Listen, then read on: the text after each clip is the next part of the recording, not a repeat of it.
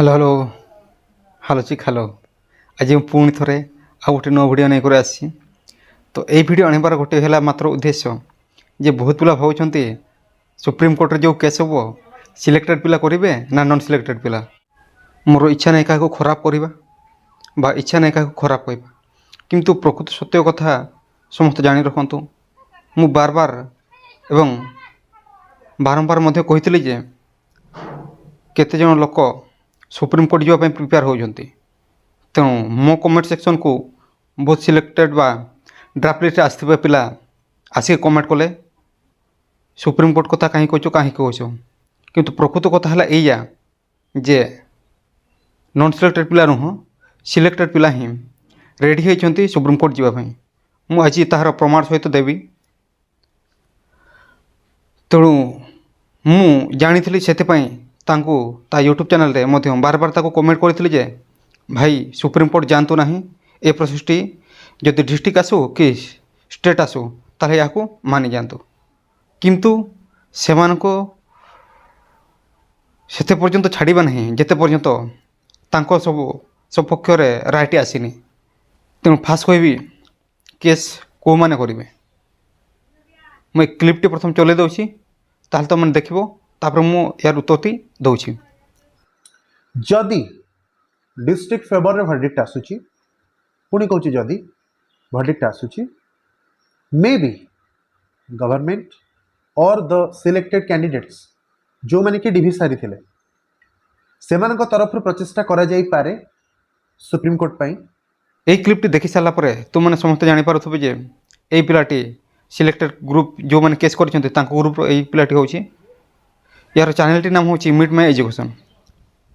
দেখব মু পূর্ব ভিডিওরে ইয়াকে কমেন্ট করে কইলি যে ভাই সুপ্রিমকোর্ট যাওয়া যদি যা কৌশি ভোডিক আসছে মানি যাতে এবং সুপ্রিমকোর্ট যাতে না বলে মু তাকে কমেন্ট করি। কিন্তু সে সেথিরে কইলে যে এই কথাটি আপন সিলেক্টেড পিলা বা ড্রাফট লিস্টে আসুଥିବା ପିଲାମାନଙ୍କ ପାଇଁ କହୁଛନ୍ତି ନା ଡ୍ରାଫ୍ଟ ଲିଷ୍ଟରେ ଆସିନଥିବା ପିଲାମାନଙ୍କ କଥା କହୁଛନ୍ତି। ଆଉ ସେମାନେ କେସ୍ କରିବା ପାଇଁ ରେଡ଼ି ହେଉଛନ୍ତି ବୋଲି ମୁଁ ଆଗରୁ ଜାଣିଥିଲି ଏବଂ ପ୍ରାଇଭେଟ୍ ଗ୍ରୁପ୍ରେ ସେମାନେ କଥା ହେଇ ସାରିଛନ୍ତି ଏବଂ ସବୁ ପ୍ରୋସେସ୍ ପାଇଁ ସେମାନେ ରେଡ଼ି ହୋଇଛନ୍ତି। ଯଦି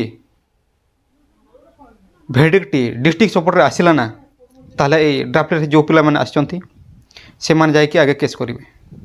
ପ୍ରମାଣ ତ ମୁଁ ଦେଖାଇଦେଲି, ଆହୁରି କ'ଣ ଦରକାର। ଏବେ ଆସିକି ସେଇ ଡ୍ରାଫ୍ଟ ଲିଷ୍ଟରେ ଆସୁଥିବା ପିଲାମାନେ ଆସିକି କମେଣ୍ଟ କରିବେ ତୁମେ ଏମିତି କାହିଁ କହୁଛ, କିନ୍ତୁ ସତ କଥା ହିଁ ରହିବ। ଆଉ ହେଲା 20K ଫିଲ୍ଅପ୍ କଥା, ସେମାନେ ଚାହୁଁନାହାନ୍ତି 20K ଫିଲ୍ଅପ୍ ହେବା ପାଇଁ। ଆଉ ଏଇଠି ଆମର କେଉଁମାନେ ଇନଭଲ୍ଭ ଅଛନ୍ତି ସତ କଥା ତ ମୁଁ କହିପାରୁନି, କିନ୍ତୁ ସତ କଥା ହେଲା ଏଇଆ, ଗୋଟେ ଏମିତି ଆମର ଗୋଟେ ଜେଟିର ଗ୍ରୁପ୍ ଅଛି ଯେଉଁଠିକି ସବୁ ପିଲା ପାଇଁ ସ୍ୱାର୍ଥ ପାଇଁ କରାଯାଏ, କିନ୍ତୁ ସେଇ ଗ୍ରୁପ୍ଟି ଏବେ ହେଇଯାଇଛି ଗୋଟେ ସିଲେକ୍ଟେଡ଼ ପିଲାମାନଙ୍କର ଗ୍ରୁପ୍। ସେ ସବୁବେଳେ ସିଲେକ୍ଟେଡ଼ ପିଲାମାନଙ୍କ କଥା ହିଁ ବୁଝୁଛନ୍ତି। ପିଲାମାନେ ଭାବୁଛନ୍ତି ଯେ ଆମ ପାଇଁ 20K ପାଇଁ ପିଲା ଲଢ଼ୁଛନ୍ତି। ପ୍ରକୃତ କଥା ଏଇଆ ହେବ, ସେମାନେ ଶେଷରେ କ'ଣ କହିବେ ଜାଣିଛ? ସେମାନେ କହିବେ ଆମେ ଆମ ପକ୍ଷରୁ ଚେଷ୍ଟା କରିଥିଲୁ 20K ଫିଲ୍ଅପ୍ ପାଇଁ, କିନ୍ତୁ ସରକାର ମାନିଲେ ନାହିଁ। ତେଣୁ ସେ ପୋଷ୍ଟଟିକୁ ନେକ୍ସଟ ଫେଜ୍ ଯେତେବେଳେ ରିକ୍ରୁଟମେଣ୍ଟଟି ଆସିବ ସେତେବେଳେ ସେଇଠି ତାକୁ ଏଡ଼୍ କରାଯିବ। ଏଇଟା କହିକି ଆମକୁ ଭୁଆଁ ବୁଲେଇବେ। ଏବେ ମୁଁ କହିଦେଲି এই জিনিসটা হব 20K এইপাই ফিল্ଅପ୍ ହେବନି ଏବଂ ସେମାନେ ଶେଷରେ କହିବେ ସେଇ ଯେଉଁ ଭ୍ୟାକେନ୍ସି ବଢ଼ିଗଲା ସେଟାକୁ ସେକେଣ୍ଡ ଫେଜ୍ ଯେଉଁ ଯେଟି ଆସିବ ସେଇଠି ଆମେ ତାକୁ ଏଡ଼୍ କରିକି ସେ ପୋଷ୍ଟଟି ବାହାର କରାଇବା। ଏଇଟା କହିବେ ସମସ୍ତଙ୍କୁ।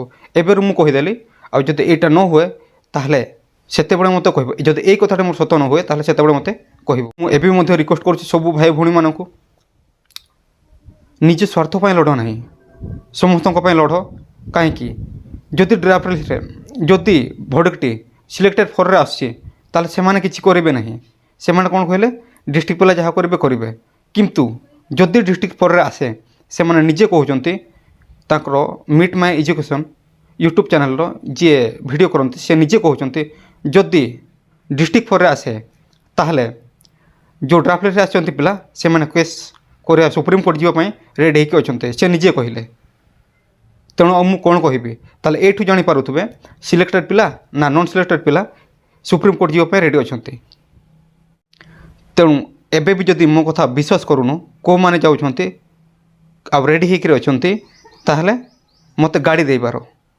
ମୁଁ ଏତିକି ରିକ୍ୱେଷ୍ଟ କରିବି ନିଜ ସ୍ୱାର୍ଥ ପାଇଁ ଯେତେ ଦିନ ଲଢ଼ିବ ଲଢ଼, ମୋର କିଛି କହିବାର ନାହିଁ। କିନ୍ତୁ ଦିନେ ନା ଦିନେ ଭଗବାନ ସମସ୍ତଙ୍କୁ ଦଣ୍ଡ ଦେବେ। ଆଉ ମୁଁ ବେଶୀ କିଛି କହୁନାହିଁ। ଆଜିର ଭିଡ଼ିଓରେ ଏତିକି। ଭିଡ଼ିଓରେ ତ ଅଲମୋଷ୍ଟ ସବୁ ଡ୍ରାଫ୍ଟ ଲିଷ୍ଟରେ ଆସିଥିବା ପିଲାମାନେ ମଧ୍ୟ ଦେଖିବେ, ତେଣୁ ସେମାନେ ସବସ୍କ୍ରାଇବ୍ କରିବେ କି ନ କରିବେ ମୁଁ ଜାଣିନାହିଁ। ତେଣୁ ଲାଇକ୍ ବି କରିବେ କି ନ କରିବେ ମୁଁ ମଧ୍ୟ ଜାଣିନାହିଁ। ତାହେଲେ ଆଜିର ଭିଡ଼ିଓଟି ଏଇଠି ରହୁଛି। କେହି ଖରାପ ଭାବନି ଯେ ମୁଁ ଡ୍ରାଫ୍ଟ ଲିଷ୍ଟ ପିଲାକୁ ଖରାପ କହୁଛି। ଉଦ୍ଦେଶ୍ୟ ସେଇଆ, ତୁମମାନେ ଲିଡ଼ର ଯେଉଁମାନେ ଅଛନ୍ତି ତାଙ୍କ ଉଦ୍ଦେଶ୍ୟ ସେଇଆ ରହୁଛି। ତେଣୁ ମୁଁ ସେଇଥିପାଇଁ এই ଭିଡ଼ିଓଟି କରିଦେଲି। ଲାଷ୍ଟରେ କେବଳ ଏତିକି କହିବି, ଏ ଭିଡ଼ିଓଟି ମୁଁ ଯେତେବେଳେ ଆପଲୋଡ଼ କରିବି, ଯଦି ମିଟ୍ ମାଇ ଏଜୁକେସନ୍ ଚ୍ୟାନେଲର ଯିଏ ଭିଡ଼ିଓ ବନାନ୍ତି ସେ ଦେଖନ୍ତି ବା OJTର ଯେଉଁ ଲିଡ଼ରମାନେ ଅଛନ୍ତି ସେମାନେ ଦେଖନ୍ତି, ଯଦି ଦେଖନ୍ତି ତାହେଲେ ତାର ସିଚୁଏସନ୍ ଏଇଆ ହେବ ଯେ ମିଟ୍ ମାଇ ଏଜୁକେସନ୍ ଯେଉଁ ଚ୍ୟାନେଲରେ ଭିଡ଼ିଓ ଆପଲୋଡ଼ କରିଛନ୍ତି ସେ ତାକୁ ଡିଲିଟ୍ କରିବା ପାଇଁ ତାକୁ କହିପାରନ୍ତି। କାରଣ ସେଇ ଜାଗାରେ ମନୋଜ ଭାଇର ନାଁ ନିଆହେଇଛି, ଯଜ୍ଞ ଭାଇର ନାଁ ନିଆହେଇଛି, ଆଉ କୁହାଯାଉଛି ଆମ ପାଇଁ କାମ କରୁଥିବା ଲିଡ଼ର, ତାର ମାନେ ସେ OJTA କଥା କୁହାଯାଇଛି। ତେଣୁ ଏ ତାର ମାନେ ହେଉଛି ଯେ OJTA କାହା ପାଇଁ କାମ କରୁଛି, ଆମେ ଯେଉଁ ଭାବୁଛୁ OJTA ସମସ୍ତଙ୍କ ପାଇଁ କାମ କରୁଛି, ସେ କ'ଣ କରୁଛି। ତେଣୁ ସେଇ ଭିଡ଼ିଓରେ ସବୁ ସେ କହିଛନ୍ତି 20K କାହିଁକି ଫିଲଅପ୍ ହେବ ନାହିଁ। ଯଦି ତୁମେ ବୁଝିପାରୁଥିବ କ'ଣ ପାଇଁ 20K ଫିଲଅପ୍ ହେବ ନାହିଁ, ସେଇ ଭିଡ଼ିଓରେ ହିଁ କୁହାଯାଇଛି। ଆଉ ଯଦି ବୁଝିଗଲ ତାହେଲେ ତ ବହୁତ ବହୁତ ଧନ୍ୟବାଦ। ଆଉ ଏତିକି କହିବି, ଯଦି ଭିଡ଼ିଓଟି ଡିଲିଟ୍ ହୁଏ ମଧ୍ୟ ତାହେଲେ ମୁଁ ଭିଡ଼ିଓଟି ମୋ ପାଖରେ ଡାଉନଲୋଡ଼ କରି ରଖିଛି। କାରଣ ନେକ୍ସଟ ଯଦି ଯେତେବେଳେ କେହି ମୋତେ ପଚାରନ୍ତି ତାହେଲେ ମୁଁ ପ୍ରମାଣ ସହିତ କ'ଣ ଦେଖାଇବି, ସେଥିପାଇଁ ସେ ଭିଡ଼ିଓଟିକୁ ମୁଁ ଡାଉନଲୋଡ଼ କରି ରଖିଛି। ତେଣୁ ବ୍ୟସ୍ତ ହୁଅନ୍ତୁ ନାହିଁ। ଯଦି ମୋ ଉପରେ ପ୍ରେସର ପଡ଼େ ସେ ଭିଡ଼ିଓଟି ମୁଁ ଦେଖାଇବି। କାହିଁକି ମୁଁ ସିଲେକ୍ଟେଡ଼ ପିଲାଙ୍କୁ କହୁଛି ଯେ ସେମାନେ କେସ୍ ପାଇଁ ରେଡ଼ି ହେଉଛନ୍ତି ଏବଂ କାହିଁକି 20K ଫିଲଅପ୍ ନ ହେବ ସେମାନେ କିଏ କହୁଛନ୍ତି ଏବଂ ଏଥିପାଇଁ ଦାୟୀ କିଏ, ସେଇଟା ମଧ୍ୟ ସେ ଭିଡ଼ିଓରେ ଅଛି। ମୁଁ କହୁନାହିଁ, ମିଟ୍ ମାଇ ଏଜୁକେସନ୍ ଚ୍ୟାନେଲରେ ଯେଉଁ ଭିଡ଼ିଓ କରୁଛନ୍ତି ସେ ନିଜେ କହିଛନ୍ତି।